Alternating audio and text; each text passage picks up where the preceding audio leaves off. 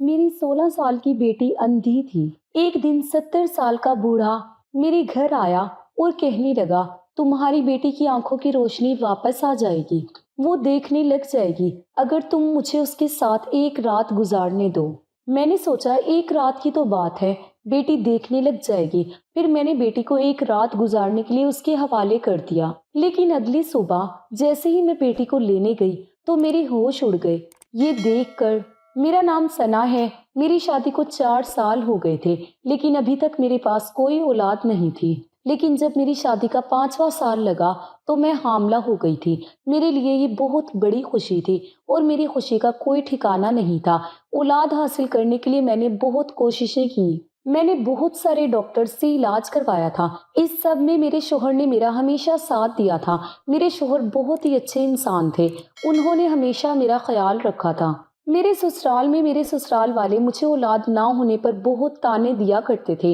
वो लोग मुझे भांज समझते थे। मैं उनकी बातों से बहुत तंग आ गई थी। मैं तो अब हिम्मत ही हार गई थी और अपने शोहर से भी कह दिया था कि तुम चाहो तो दूसरी शादी कर सकते हो, मैं तो तुम्हें औलाद की खुशी नहीं दे पाऊंगी।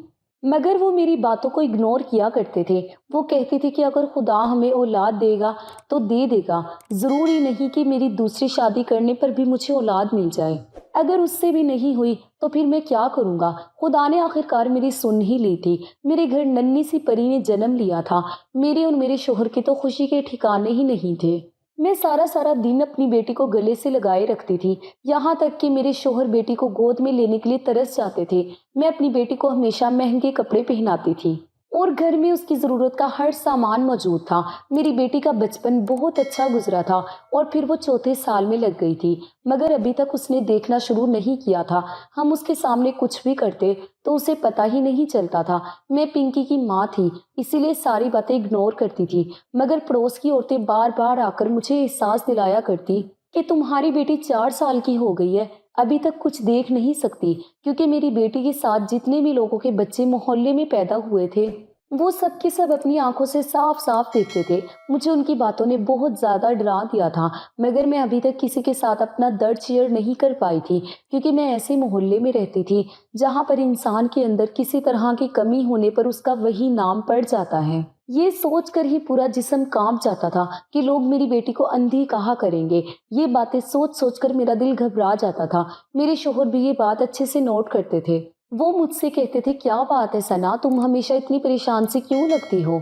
मेरे शोहर ने जब मुझसे पूछा तो मैं फूट फूट कर रोने लगी थी। मैं कहने लगी, आसिफ हमारी बेटी 4 साल की हो गई है, मगर अभी तक वो कोई चीज भी क्यों नहीं देख पाती है। पड़ोस की औरतें मुझे डराती हैं और अजीब अजीब तरह की बातें करती हैं कि शायद हमारी बेटी अंधी है। अब तो मुझे भी यही लगने लगा है, क्योंकि मेरी बेटी इतनी बड़ी हो गई है, अभी तक कुछ देख नहीं पाती। वो मेरी तरफ देखकर मुस्कुराने लगे और कहने लगे, सना तुम्हें क्या हो गया है, तुम तो सच में पागल हो गई हो। न जाने कब से ये बातें अकेले ही बर्दाश्त कर रही हो। तुमने अगर मुझसे पहले कहा होता तो हम दोनों मिलकर इस बात का कोई ना कोई हल निकाल लेते। मैं झट से कहने लगी, तो फिर मुझे बताओ क्या हल निकाला है आपने। आसिफ कहने लगे, मैं कल ऑफिस नहीं जाऊंगा, हम दोनों अपनी बेटी को डॉक्टर के पास लेकर जाएंगे। आंखों की रोशनी के लिए शहर में बहुत अच्छे अच्छे डॉक्टर्स हैं। तुम देख लेना, मेरी बेटी की आंखों की रोशनी वापस आ जाएगी और वो भी देखने लगेगी। डॉक्टर सारा चेकअप करके हमें बता देगा कि हमारी बेटी के साथ क्या परेशानी है। मैं आसिफ की बात सुनकर खुश तो हो गई थी, लेकिन फिर भी अभी भी मेरे दिल में एक बात आ रही थी। मैं कहने लगी, आसिफ अगर डॉक्टर ने कह दिया कि हमारी बेटी पैदाइशी ही अंधी है तो हम क्या करेंगे। आसिफ कहने लगे, तो हम कुछ नहीं करेंगे, हम खुदा की करनी से उसका यही शुक्रिया अदा करेंगे कि उसने हमें बेटी तो दी है।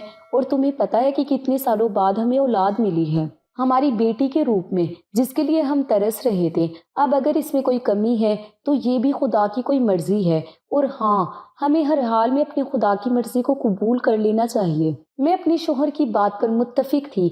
मैंने उनकी बात पर सर हिला दिया और कमरे से बाहर निकलकर किचन के कामों में मसरूफ हो गई।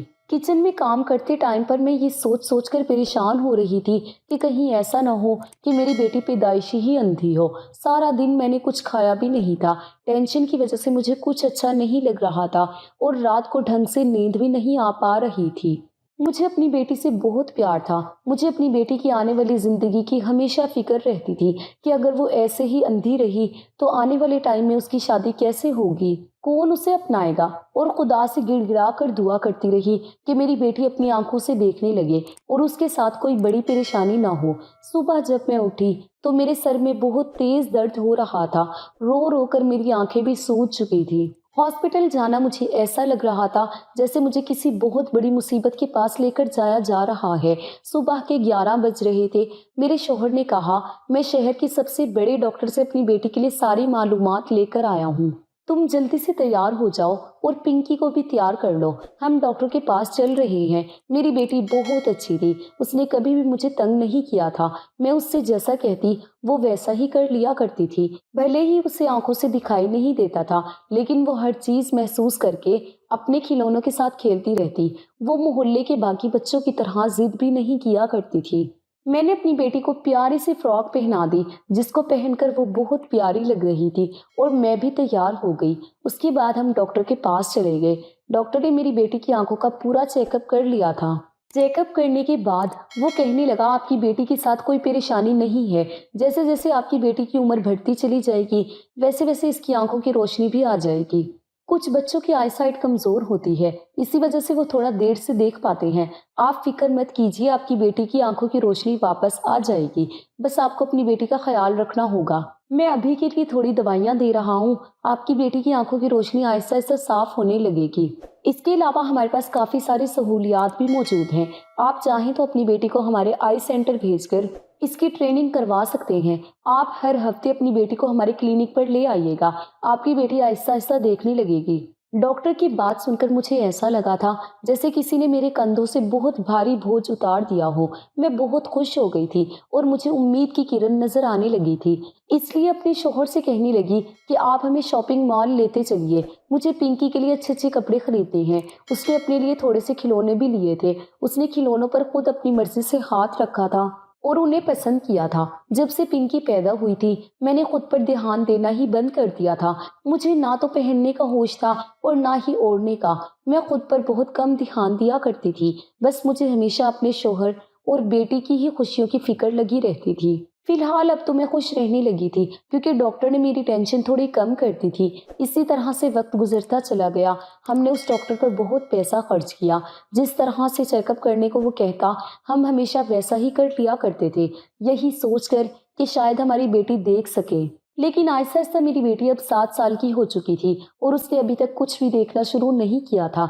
मैंने आसिफ से कहा कि अब हम उस डॉक्टर के पास अपनी बेटी को बिल्कुल भी नहीं लेकर जाएंगे, हम अपनी बेटी को किसी और अच्छे डॉक्टर को दिखाएंगे। फिर ऐसा हुआ कि हमने शहर का कोई भी डॉक्टर नहीं छोड़ा, यहाँ तक कि कोई हमें दूसरे शहर के डॉक्टर की भी राय देता तो हम अपनी बेटी को वहीं लेकर चले जाते थे। लेकिन हर जगह हमें मायूसी के अलावा कुछ भी हाथ नहीं लगता था। उसके बाद हमारे किसी रिश्तेदार ने हमें बताया था कि आप डॉक्टर को छोड़कर किसी होम्योपैथिक डॉक्टर को दिखाइए। किसी दूसरे बच्चे ने भी इसी तरह से देखना शुरू किया था। वो डॉक्टर बहुत अच्छा है, तुम देखना तुम्हारी बेटी भी देखने लगेगी। अब मुझे एक नया रास्ता दिखाई देने लगा था और मैं उस रास्ते की तरफ चलने लगी थी। कई साल हमारे इसी तरह से बर्बाद हो गए थे और फिर हम आलम हकीम उन लोगों पर अपना पैसा बर्बाद करने लगे थे। और ऐसे ही करते करते मेरी बेटी 14 साल की हो गई थी, मगर अभी तक उसे कुछ दिखाई नहीं देता था। मेरे शोहर की जितनी भी तनख्वाह होती थी वो सारी हम पिंकी की इलाज पर खर्च कर दिया करते थे। इसीलिए हम अपने बुढ़ापे के लिए सेविंग भी नहीं कर पाए थे। मेरी बेटी अब आहिस्ता आहिस्ता जवान हो रही थी और वो इतनी खूबसूरत हो रही थी कि मैं उसे दिल भर के देखने से भी डरती थी कि कहीं मेरी बेटी को मेरी ही नज़र न लग जाए। हमारे आस पड़ोस के लोग भी मेरी बेटी की खूबसूरती की तारीफ किया करते थे और सब लोग यही कहा करते थे कि सना की बेटी पिंकी बहुत खूबसूरत है। अगर ये बेचारी देखती भी होती तो इसके घर पर अभी से ही इसके रिश्ते आना शुरू हो जाते। लोगों की ये बातें सुन सुनकर मेरा दिल जलता रहता था।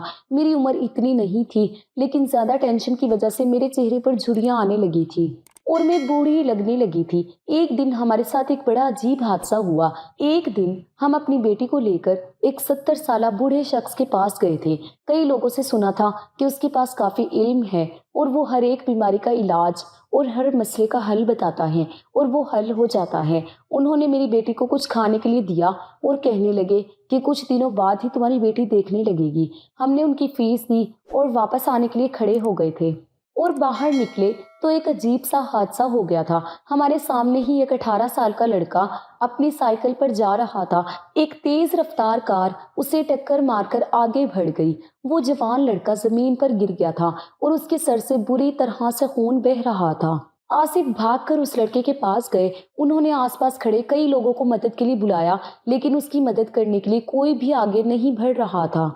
बड़ी मुश्किल से एक रिक्शे वाला उस लड़के को अस्पताल लेकर जाने के लिए राजी हुआ। हम उसे अस्पताल लेकर गए तो डॉक्टर ने अपना इलाज करना शुरू कर दिया था। फिर मैं अपनी बेटी को लेकर घर आ गई थी, जबकि आसिफ रात भर उस लड़के के साथ अस्पताल में ही रहे थे। जब वो वापस आए तो उन्होंने बताया कि उस लड़के की हालत काफ़ी सीरियस थी और वो कोमे में चला गया था और उस लड़के के पास ऐसी कोई भी चीज़ मौजूद नहीं थी जिससे उसकी पहचान की जा सकती थी या उसकी फैमिली को उसके बारे में बताया जा सके। मैंने उस लड़के के लिए बहुत सारी दुआ की थी। ना जाने वो लड़का किस माँ का बेटा था और उसकी माँ उसके लिए कितना परेशान हो रही होगी। कुछ दिन मेरे शोहर इसी तरह अस्पताल जाते रहे और उस लड़के का इलाज चलते चलते जब वो कुछ सेहतयाब हुआ तो मेरे शोहर उसे हमारे घर पर लेकर आ गए। उस लड़के के सर पर पट्टी बंध रही थी। मैंने अपने शोहर की तरफ घूरते हुए देखा तो वो उस लड़के को गेस्ट रूम में छोड़कर आए थे और कहने लगे, सनाई लड़का होश में तो आ गया है लेकिन अपनी याददाश्त तो खो चुका है। डॉक्टर ने कह दिया है कि हम इसको डिस्चार्ज कर देते हैं और आहिस्ता आहिस्ता इसका इलाज चलता रहेगा तो उसकी याददाश्त भी वापस आ जाएगी। तब तक मुझे इसे यहाँ लाने के अलावा और कोई रास्ता नजर नहीं आ रहा था, जबकि अभी तक इसकी फैमिली से भी कोई नहीं आया था। किसी ने शायद इसे ढूंढने की भी कोशिश नहीं की थी। मुझे उस लड़की की बहुत फिक्र सता रही थी, इसीलिए मैं उसको साथ लेकर आ गया। इस लड़के को अपना नाम तो याद आ गया है। इसने अपना नाम अहमद बताया है। मेरे शोहर बहुत परेशान लग रहे थे, फिर भी मैंने उनकी तरफ देखते हुए कहा, आसिफ आपको नहीं पता कि हमारी बेटी जवान है? तो वो कहने लगे कि अभी ये लड़का बीमार है, जब तक ये ठीक हो जाएगा तब तक मैं उसके लिए कोई ना कोई ठिकाना ढूंढ ही लूंगा। मैंने सर हिला दिया था। मुझे भी उस लड़की की हालत देखकर उस पर तरस आता था। मैं भी उसका ख्याल रखने लगी थी। वो बहुत प्यारा लड़का था और मैं उसको देखकर सोचती थी कि अगर खुदा मुझे एक औलाद और देता और वो बेटा होता तो आज मेरी पूरी फैमिली हो जाती। शायद मेरा बेटा उसके जैसे ही होता। मैं जब भी उसका कोई काम किया करती तो वो मुस्कुराकर मुझे शुक्रिया बोलता था। जहाँ तक मेरी बेटी पिंकी की बात है तो वो लड़का मेरी बेटी को आंख उठाकर तक नहीं देखता था। मुझे उसकी शराफत ने बहुत मुतासिर किया था। इसी तरह महीना गुजर चुका था और वो लड़का आहिस्ता आहिस्ता चलने भी लगा था। मैं अपने कमरे में टीवी देख रही थी और मेरी बेटी उस टाइम पर सो रही थी तो वो लड़का मेरे कमरे में ही आ गया था और मुझसे कहने लगा, आंटी क्या मैं आपसे एक बात पूछ सकता हूँ? मैंने कहा हाँ हाँ बिल्कुल जरूर पूछो, क्यों नहीं। तो वो कहने लगा, आंटी मुझे ऐसा क्यों लगता है जैसे आपकी बेटी देख नहीं सकती? क्या आपको नहीं लगता कि आपकी बेटी इतनी बड़ी हो गई है, आपको उसकी आंखों की रोशनी के लिए कुछ करना चाहिए? अहमद की बात सुनकर मेरी आंखों में आंसू आ गए थे। मैंने उससे कहा, बेटा मेरी बेटी अंधी है और वो देख नहीं सकती। ये बात सुनकर अहमद की आंखें फटी की फटी रह गई थी। मैं कहने लगी, जब वो 4 साल की थी तब से ही मैं उसका इलाज करवा रही हूँ। अब वो 14 साल की हो गई है लेकिन अभी तक कोई फायदा नहीं है।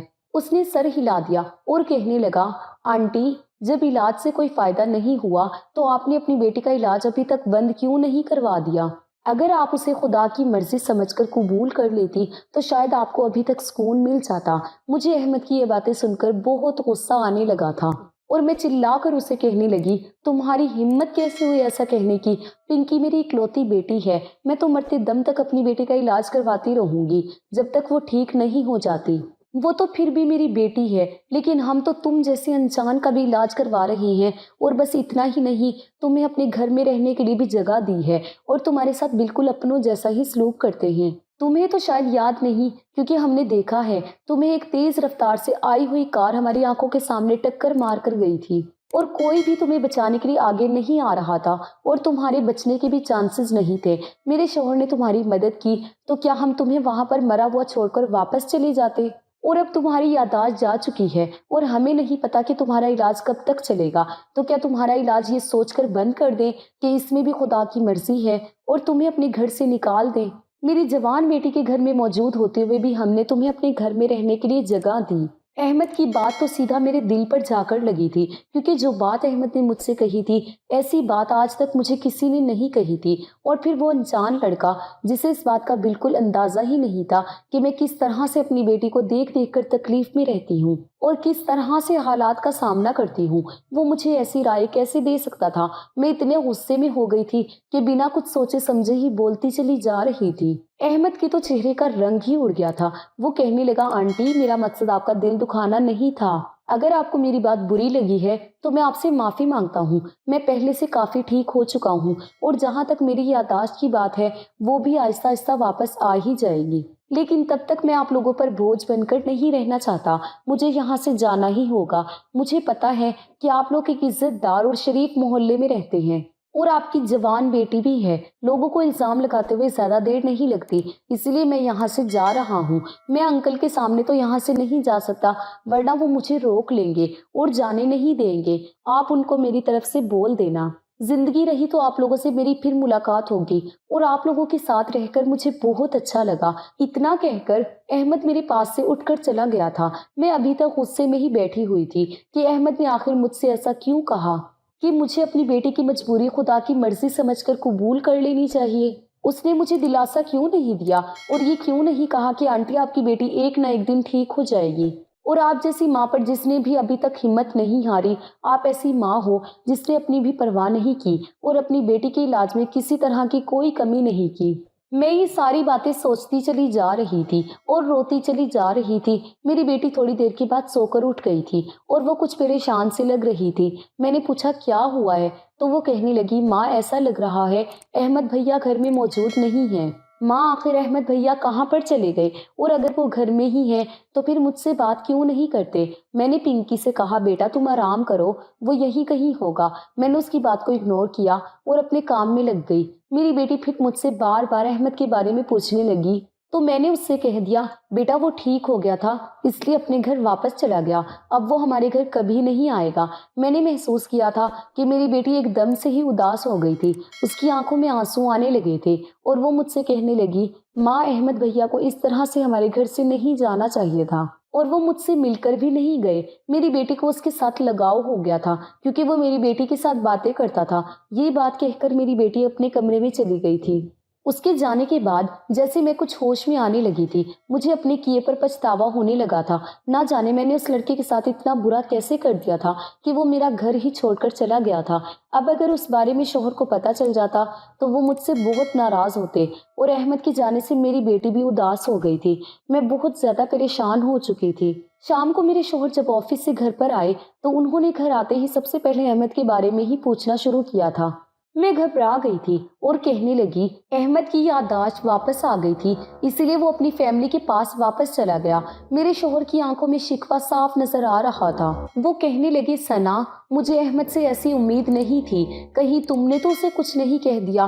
میں گھبرا گئی تھی اور اپنی نظریں چرانے لگی تھی۔ آصف کہنے لگے، ثنا مجھے وہ لڑکا بہت اچھا لگنے لگا تھا، ایسا لگنے لگا تھا جیسے وہ میرا اپنا ہی بیٹا ہو۔ چلو اچھا ہوا وہ ٹھیک ہو گیا، ویسے بھی ایک نہ ایک دن اسے اپنی فیملی کے پاس جانا ہی تھا، لیکن بس مجھے اس سے یہ شکایت رہے گی کہ وہ آخری بار مجھ سے مل کر بھی نہیں گیا۔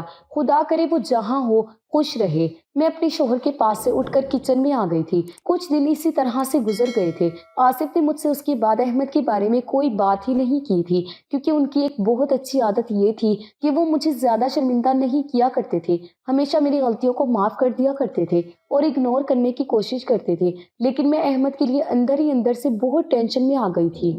وہ ایک بہت اچھا لڑکا تھا، اس کا اخلاق بہت اچھا تھا کہ وہ کسی پڑھے لکھے اور اچھے اخلاق سے تعلق رکھتا ہو۔ پنکی بھی احمد کے جانے کے بعد بہت خاموش سی رہنے لگی تھی اور میں اس کی اس حالت کو اچھی طرح سے دیکھ سکتی تھی۔ پھر میں یہ بھی نہیں سمجھ پا رہی تھی کہ اس کی یہ حالت کس طرح سے ہو گئی۔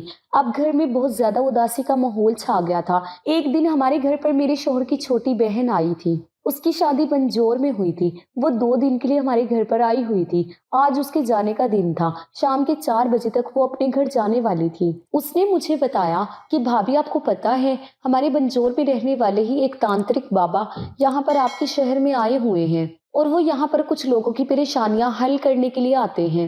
ان کی عمر اور تجربہ بہت زیادہ ہے۔ وہ لوگوں کا اتنا اچھا علاج کرتے ہیں کہ بے امید لوگ بھی ان سے امید لگا بیٹھتے ہیں، گونگے بولنے لگتے ہیں اور کرنے لگتے ہیں۔ وہ پیسے تو تھوڑے زیادہ لیتے ہیں لیکن اچھا کام کرتے ہیں۔ اور ویسے بھی آپ تو اپنی بیٹی پر اب تک کافی سارے پیسے خرچ کر چکی ہیں۔ آپ نے تو ابھی تک پنکی کے لیے کوئی بھی علاج نہیں چھوڑا۔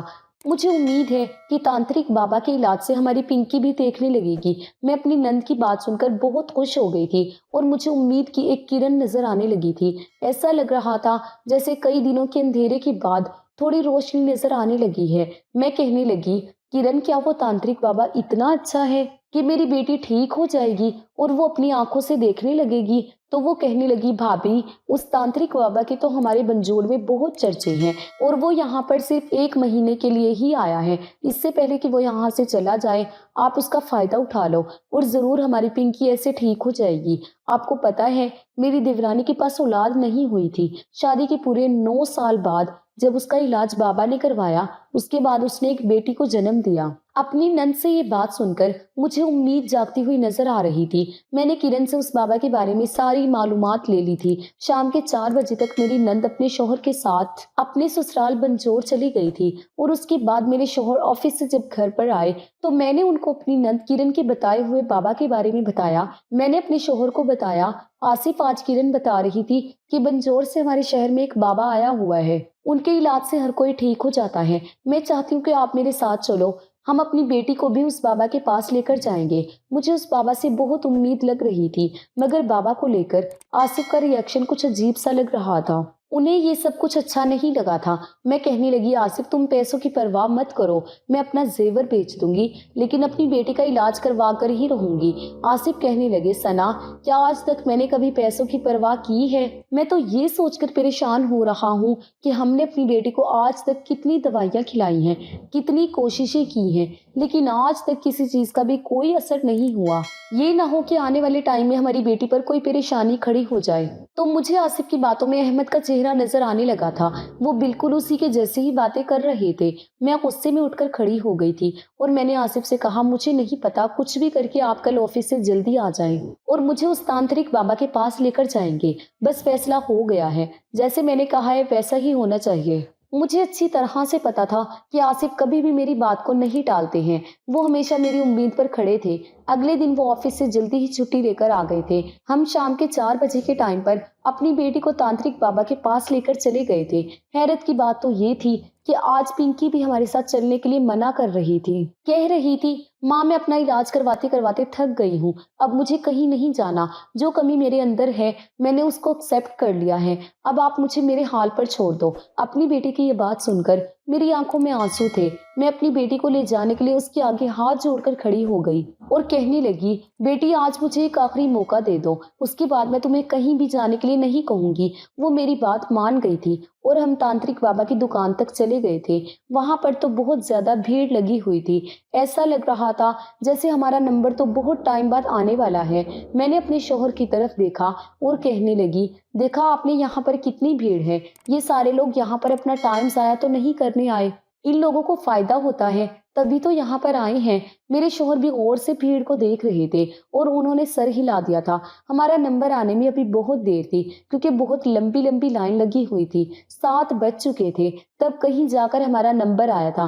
ہم بابا کے پاس پہنچے تو ہم نے اپنی بیٹی پنکی کو آگے کر دیا اور ان کو بتایا کہ میری بیٹی بچپن سے ہی اندھی ہے۔ میں چاہتی ہوں کہ میری بیٹی کی آنکھوں کی روشنی واپس آ جائے اور وہ اس دنیا کو دیکھ سکے۔ بابا نے جیسے ہی میری بیٹی کو دیکھا اس کے چہرے پر ایک عجیب سی مسکراہٹ آ گئی تھی۔ وہ مسکرا کر کہنے لگے، بہن تم اپنی بیٹی کو بالکل ٹھیک جگہ پر لے کر آئی ہو، تمہاری بیٹی میرے لیے بہت خاص ہے، میں اس کا علاج بھی خاص طریقے سے ہی کرنا چاہتا ہوں۔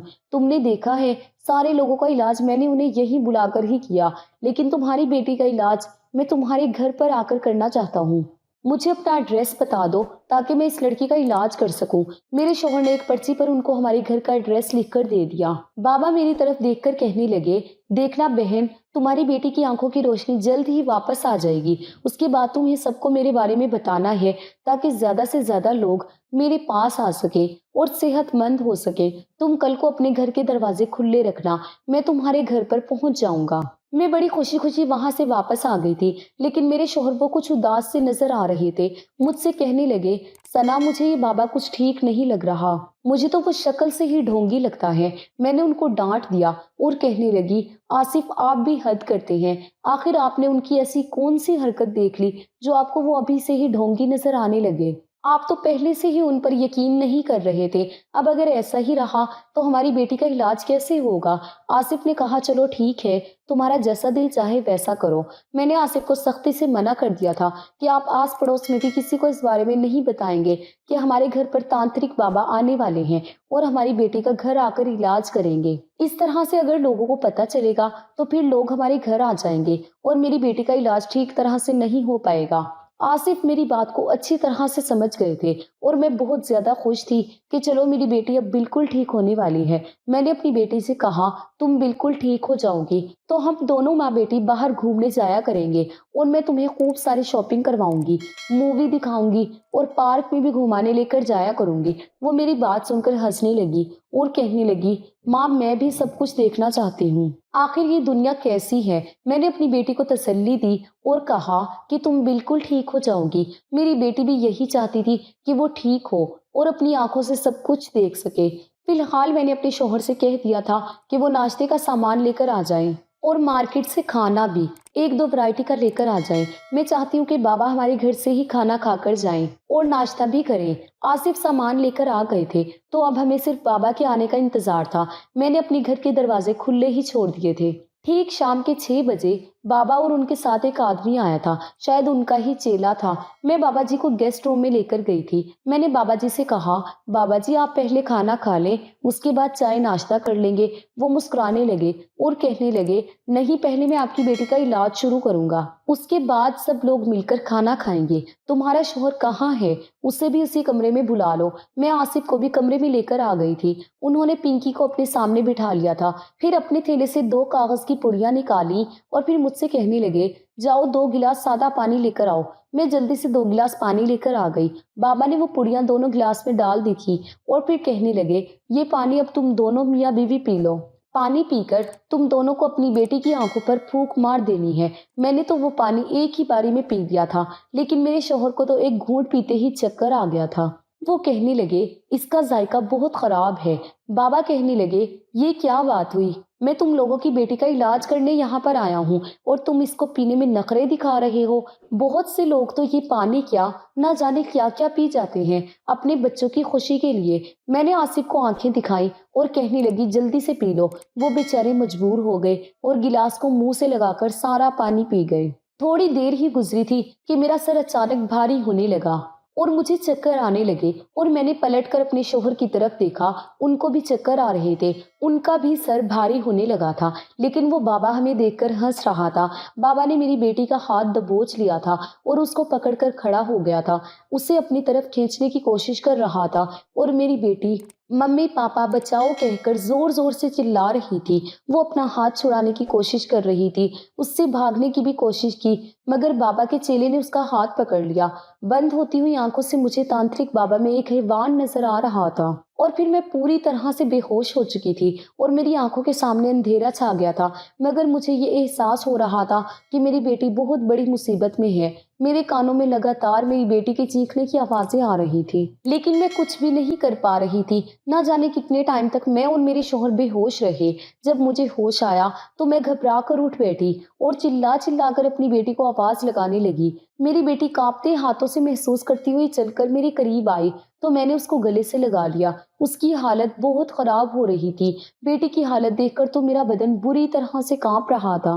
डर की वजह से मेरी बेटी कुछ बोल भी नहीं पा रही थी, बस रोए जा रही थी। मेरी बेटी के कपड़े भी फटे हुए थे और वो बहुत रो रही थी। بہت ڈر رہی تھی۔ میں نے جلدی سے آصف کو اٹھایا اور ادھر ادھر تانترک بابا کو ڈھونڈنے کی کوشش کرنے لگی، لیکن جب میں کمرے سے نکل کر باہر آئی تو میں نے دیکھا کہ ہال میں ہی بابا اور اس کا چیلا کرسی سے بندھے پڑے تھے۔ میں نے اپنی بیٹی کی طرف دیکھا اور پوچھا کیا ہوا ہے بیٹا؟ آصف بھی ہوش میں آ چکے تھے۔ تھوڑی دیر بعد ہی ہمارے گھر کے اندر پولیس بھی آ گئی تھی۔ کافی سارے پولیس انسپیکٹر ہمارے گھر میں آ چکے تھے۔ انہوں نے بابا اور اس کے چیلے کو اریسٹ کر لیا اور اپنے ساتھ لے کر چلے گئے تھے۔ ان کے پیچھے احمد بھی کھڑا ہوا تھا۔ میں احمد کی طرف دیکھ کر پوری طرح سے ڈر کر رہ گئی تھی۔ میں کہنے لگی احمد تم یہاں پر کیسے آ گئے؟ یہاں کیا ہوا تھا؟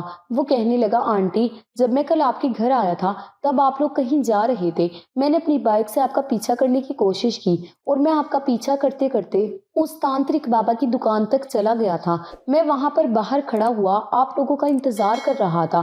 آپ لوگوں کی نظر مجھ پر نہیں پڑی تھی، لیکن پھر اچانک میرے گھر سے کال آ گئی، اسی لیے میں اپنے گھر کو واپس لوٹ گیا تھا۔ ہاں پر میں نے لوگوں کی باتیں سن لی تھی کہ آپ لوگوں کے گھر کل تانترک بابا آئے گا اور پنکی کا علاج شروع کرے گا۔ میں اپنے گھر واپس چلا گیا تھا۔ مجھے آپ لوگوں کی اچھائی نے بہت متاثر کر دیا تھا۔ میں نے ٹھان لیا تھا کہ میں آپ کے گھر واپس جاؤں گا، کیونکہ یہ تانترک بابا کوئی اچھا انسان نہیں تھا۔ یہ ایک ڈھونگی بابا تھا جو لوگوں کو لوٹتا تھا اور جوان لڑکیوں کی عزت خراب کرتا تھا۔ ایک دن مجھے پتا چلا تھا کہ اس جھوٹے تانترک بابا کو بنجور سے بھی فراڈ کی وجہ سے نکال دیا گیا تھا۔ اسی لیے میں نے پلاننگ کی ہوئی تھی کہ اگر یہ بابا آپ کے گھر پر کوئی گڑبڑی کرے گا تو میں فوراً اس کو پولیس کے حوالے کر دوں گا۔ اسی لیے میں دیوار سے کود کر آپ کے گھر کے اندر آ گیا تھا۔ یہ بابا آپ لوگوں کے ساتھ جو بھی کر رہا تھا میں وہ سب کچھ دیکھ رہا تھا۔ جب اس بابا نے آپ لوگوں کو بے ہوش کر دیا تھا تو میں تبھی پولیس کو کال کر چکا تھا۔ آپ کے بے ہوش ہو جانے کے بعد یہ دونوں پنکی کے ساتھ زبردستی کر رہے تھے۔ میں نے اپنے ایک دوست کے ساتھ مل کر اس تانترک بابا اور اس کے چیلے کو پکڑ کر کرسی سے باندھ دیا تھا۔ خدا نے ہماری پنکی کو بچا لیا تھا اور میں پنکی کو سمجھا رہا تھا کہ اسے ڈرنے کی کوئی ضرورت نہیں، اس کا بھائی آ گیا ہے۔ میں نے آپ لوگوں کو ہوش میں لانے کی بہت کوشش کی، لیکن آپ لوگ ہوش میں نہیں آ سکے۔ جب تھوڑی دیر کے بعد آپ لوگ ہوش میں آ گئے تو پولیس بھی آ گئی اور ان لوگوں کو پکڑ کر لے گئی۔ میں احمد کی باتیں سن کر پھوٹ پھوٹ کر رونے لگی تھی۔ میں کہنے لگی احمد مجھے معاف کر دو، خدا تمہارا بھلا کرے، تم نے آج ہماری عزت کو بچا لیا ہے اور میری بیٹی کی جان بھی بچ گئی۔ احمد کہنے لگا آنٹی آپ کو اس دن میری بات بہت بری لگ گئی تھی، مگر سچ تو یہی ہے خدا نے کچھ سوچ سمجھ کر ہی پنکی کی آنکھوں کی روشنی نہیں دی۔ آپ خدا کی مرضی کو ہی اپنی مرضی بنا لیجئے اور اس کی مرضی کے آگے آپ کو ہتھیار ڈال دینے چاہیے۔ آپ کو ہر کسی نے لوٹا ہے، مگر کیا فائدہ ہوا؟ ابھی تک پنکی دیکھنے تو نہیں لگی نا؟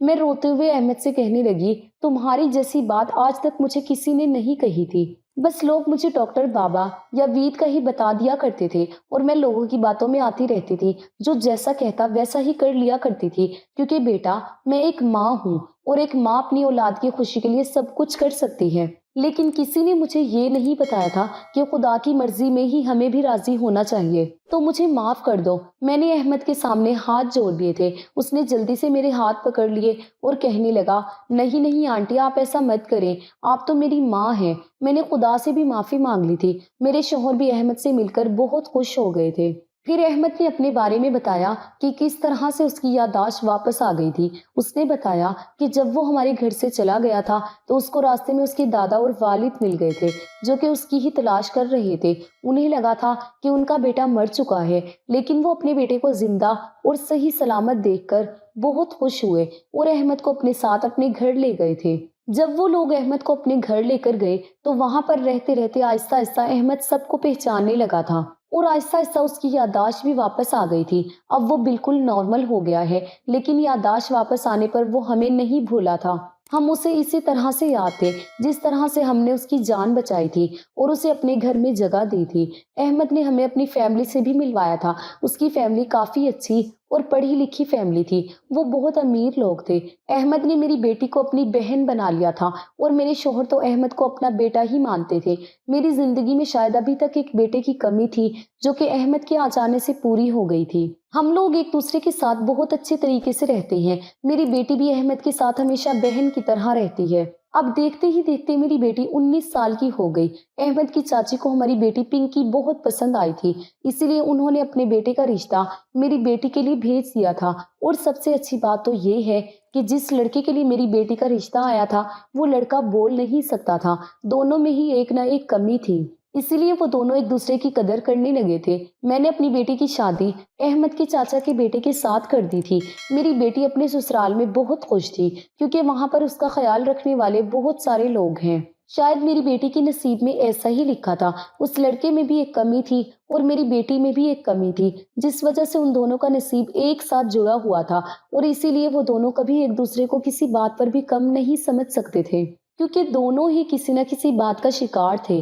فی الحال دونوں بچوں کی زندگی اچھی گزر رہی ہے اور جس سے میری بیٹی کی شادی ہوئی ہے، میں اپنی بیٹی کی طرف سے بے فکر ہوں کیونکہ میری بیٹی کو بہت اچھا سسرال ملا ہے۔ دوستوں، امید کرتی ہوں کہ آپ کو ہماری کہانی پسند آئی ہوگی۔ کہانی پسند آئی ہے تو ویڈیو کو لائک کریں، چینل پر نئے ہیں تو چینل کو سبسکرائب کریں اور ہاں، نوٹیفیکیشن بیل کو ضرور دبائیں تاکہ اگلی اپڈیٹ سب سے پہلے آپ کو ملے۔